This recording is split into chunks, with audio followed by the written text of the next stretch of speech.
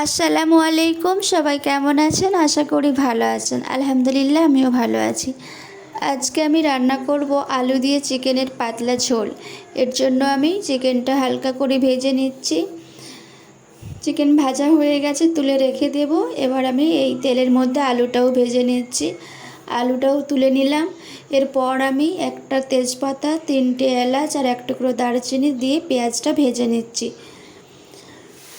পেঁয়াজটা ভাজা হয়ে গেছে, এরপর আমি সমস্ত গুঁড়ো মশলা দিয়ে কষিয়ে নিচ্ছি।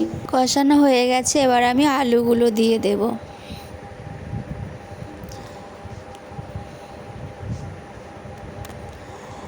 আলুগুলো দিয়ে আমি আরও কিছুক্ষণ কষিয়ে নেব। এবার আমি মাংসটা দিয়ে দিলাম, দিয়ে ভালো করে নেড়ে চেড়ে এবার আমি জল দিয়ে রান্না করে নেব।